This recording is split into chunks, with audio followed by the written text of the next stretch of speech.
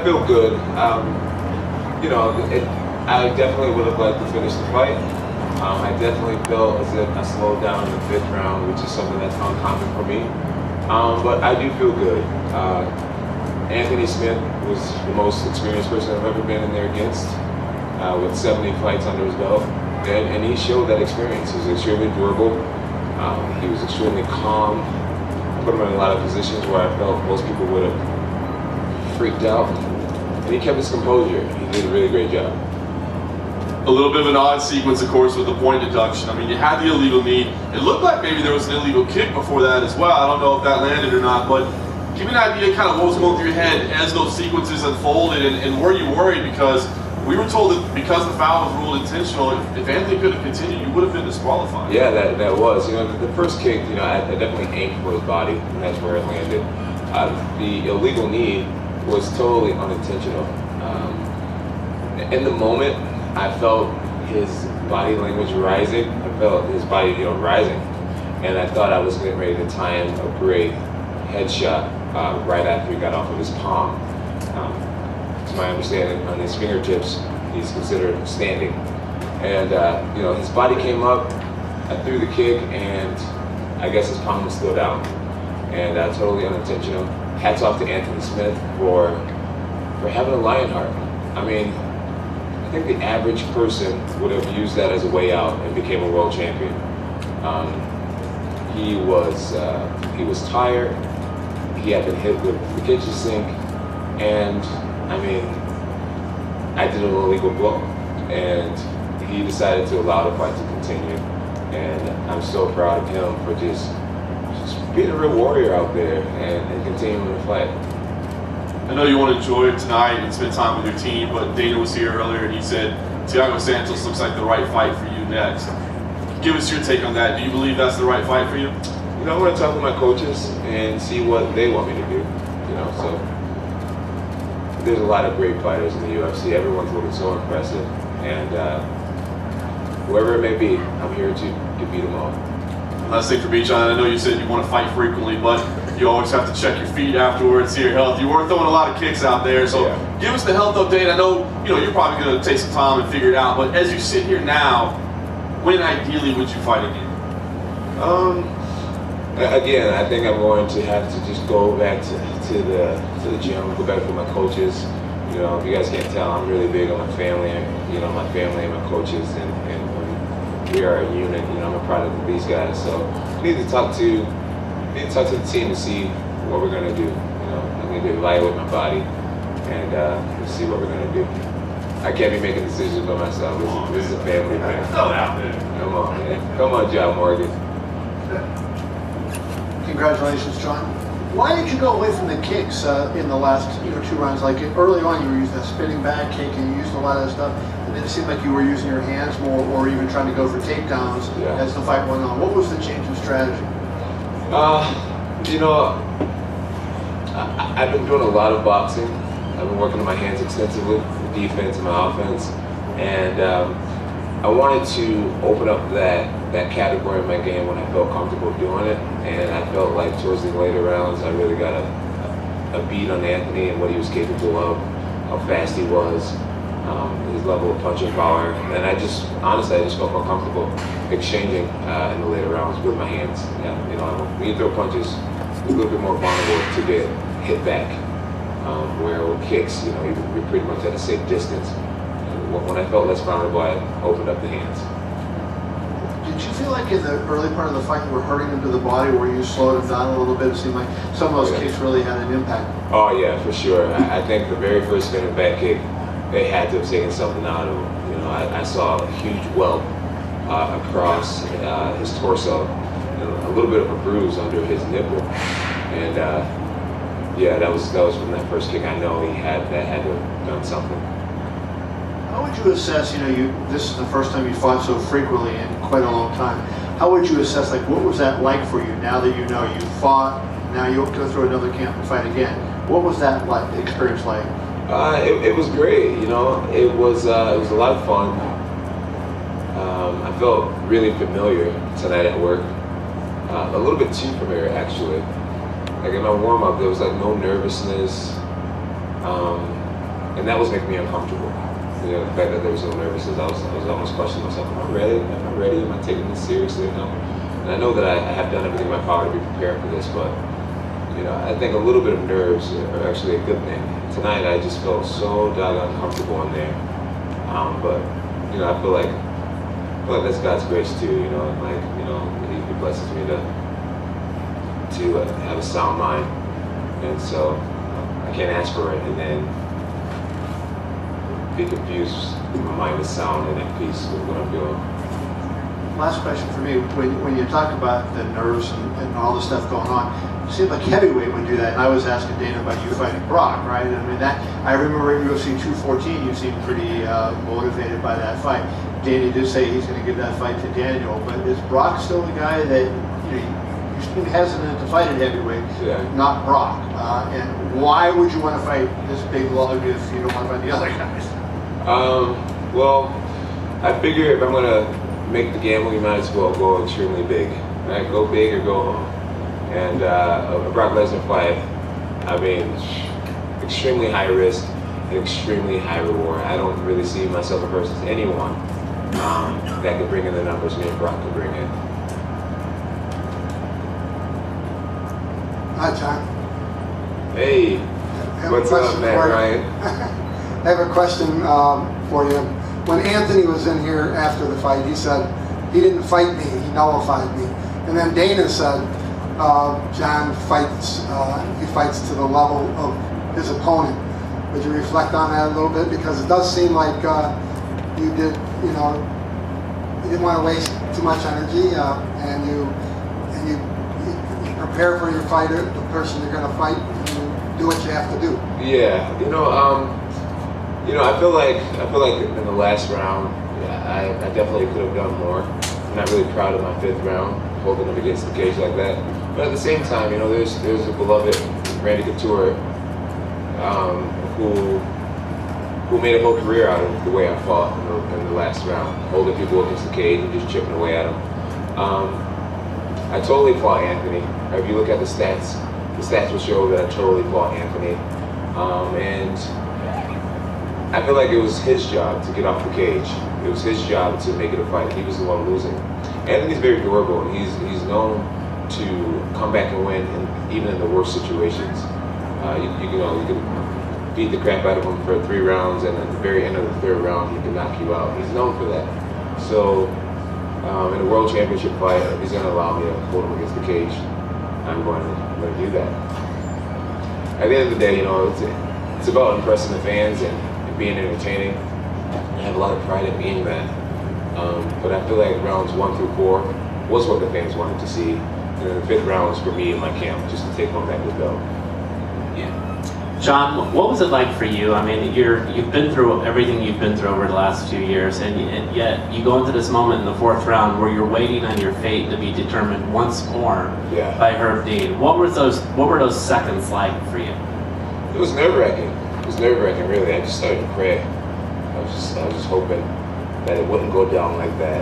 I had flashbacks of the Matt Hamill fight, and I was just thinking, oh my goodness, please tell me this isn't going down like this. And I was just looking at Anthony, and I felt like we locked eyes at a moment, and I kind of gave him one of these, like you're all right, get your ass up. And sure enough, he showed the heart of a lion. Hats off to Anthony, man. He could have done it the easy way, and took that option out. But instead, he stayed in there, and I owe him a beer. At least. Yeah, and the other thing I wanted to ask you is that, like Dana's talked about Thiago Santos being next for you, and I think like the reaction's like, how do you view it? I mean, I know you want to stay in this light heavyweight division, but where you are in your career, isn't there some thought to taking on the most high dollar fights that you can take on as well? I think all these younger fighters should get their opportunity at a world title. I mean, when you sit in my position, it's like, who am I to deny people? But I'm not going to really talk ahead too much. I'm going to get with my coaches, and we're a close, tight-knit family, and this career is not mine; it's all of ours. And we're going to talk about who we want to fight next, what we want to do next, and just play it like that. Hey John, from here too, man. What's up, man? Congrats, man. Thank you. I wanted to ask you about the knee again, going back to what you said earlier about the rule, whether it's the palm or the hand. What's interesting is that if you had done that in California, that would have been completely legal. Would have been an illegal knee. It's illegal in Nevada because of just the different rules about which hand is which. Is that confusing for fighters? I mean, it's like that was in California again. That would have been a legal knee, but here, not. It is confusing. It's a little confusing, but I'm not going to blame, the rules or whatnot. I just need to be better. I need to be a professional and know where I'm fighting. If I'm in Nevada, I guess the difference from here to here is it can change a career. It can change what your record is. So I made a mistake. It was an honest mistake. I'm sure because it's me, fans are gonna be like, this dude fucking cheated. He's such a cheater, poking people in the eyes, and now he's kneeing people in the head. I just gotta learn to, take it and keep on ticking. I'm curious, what was I don't know if you watched that earlier in the fight, Johnny Walker, light heavyweight in your division, had another impressive knockout. What are your thoughts on him? It's like, is he like the next coming of the Jon Jones type guy? And I think there will only be one Jon Jones. But I didn't see the fights. I did get to see Tyrone Woodley's fight, but I didn't get to see any of the earlier fights. And I'm excited about the future of the light heavyweight division. I really feel like God anointed me to be a fighter, and I'm going to have to take on every comer. And the confidence that I had as a 23-year-old facing Shogun Rua has only grown. I believe in myself tremendously, and no one said my job was meant to be easy, but I felt like I'll always make a way to make it happen. And the last thing for me, what is an oopsie-do fighter? Oh, a look-see-do fighter. That's what you pronounce, right? Yeah, I actually got that from my original fight team. I won't give them a shout out because I think they're assholes. But you always use that though, or is that new? No, my original manager came up with it because of what I was doing. I kind of learned how to fight on YouTube, and so I would watch things on YouTube and I would do it. So we just call it like a look-see-do. I look at it, I would see it, and I would do it. And so that's what just happened. Is there any reason why you went back to that now? I think they've been saying that the whole time. They've always said it, okay. Yeah. For some reason I never. All right. Yeah. Congratulations, John, right here. Thank you. So I wanted to know, because you did mention a few minutes ago that the 5th round you felt yourself slowing down. From my estimation, it looked like you were throwing a lot harder than you normally do earlier in the fight. Do you think that was a contributing factor, just trying to put more power behind your punches? No, I think that's a testament to my striking coaches, especially Coach Twink. He really tries to encourage me to use power. I'm a guy who tries to go 80% at all times just so that I can be in it for the long haul. I believe guys who swing with 100% power, you just pay when you miss. So I like to be, I'm always preserving a little energy in everything I do. And in the 5th round, man, like I said, I feel like the first 4 rounds is what the fans really wanted to see. And the 5th round was really just for me and my family, just to secure the belt. Sometimes you got to do things for the bigger picture. And that was just secure the win. It was up to Anthony to get himself off the cage and to make a fight again. But he was going to allow me to be there. And the smart thing to do, even though it's not entertaining. Just hold him there. Getting back to Johnny Walker, your picture with him at Fight Week kind of made everybody a little excited. They checked it out on Twitter. So when you took that picture, were you sizing him up? No. I try to introduce myself to everyone. I feel like giving guys mean mugs and all this type of stuff is showing them too much respect. At the end of the day, I feel like this is my time, this is my era, and I was meant to be here and be a great champion. This belt here is supposed to be covered in red rubies already, and I got a new challenge, and that's to get this thing covered in red rubies. And that means I'm gonna have to beat a lot of ass, and I am up for the challenge. So yeah. What's up, my man? I think most fighters should receive a round to receive a 2-point deduction, especially in the 4th round of a championship fight, would freak them out. How did you feel when it was just a... The 2-point deduction or whatever, it was a little nerve-wracking, but I felt like the fight was in control. I knew, despite the point reduction, the only way he could win the fight at that point was somehow get a knockout, and I was pretty aware of that. And I just kept praying in between the rounds, and every moment I had a break to talk to God, I just continued to talk to him, and I knew that everything was gonna be all right. All right, I was gonna say, you guys slowing down the course, because I got an after party to go to. I sure will get out of here. All right, I don't want to keep it too long. You know, among all your attributes that we talk about so much, I think one of the things that doesn't get talked about enough is your composure. That's one of the things that sets you apart and makes you one of the greatest, if not the greatest. How do you do it? I don't know, man. I don't know, honestly. The visualization, meditation. Visualization, yeah, I visualize a lot, I meditate a lot. I just know, I ask myself in times of like trouble, it's like, John, do you want to make your situation worse or do you want to make it better? And I like to make things better when I'm in shitty situations. And I know the best thing I can do in the moment is just try to relax, stay calm, focus on what I can control.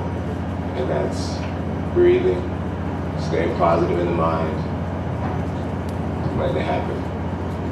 I heard you say after the fight you were a little disappointed with your performance. It was a fantastic performance as far as I could tell. Is it because you didn't get the finish? Is that why you felt upset? Yeah, I felt like I had Anthony on the breaking point, and tonight I didn't have that extra to put him out. And I think maybe that could be maybe I let myself down in the endurance.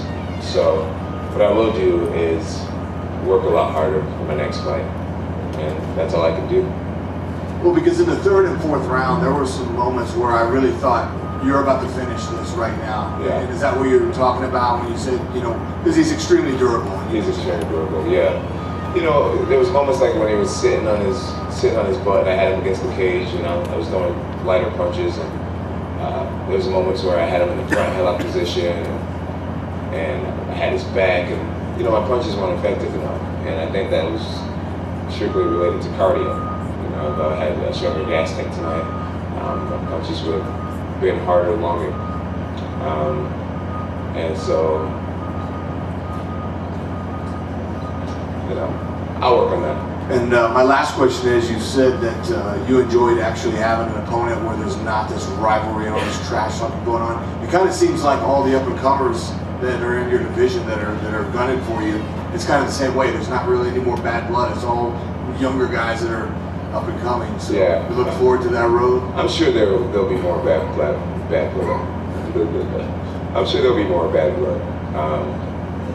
As of right now, there's no immediate opponent, and there's no real storylines going on. But I'm sure once the fight gets announced, things will spice up nicely.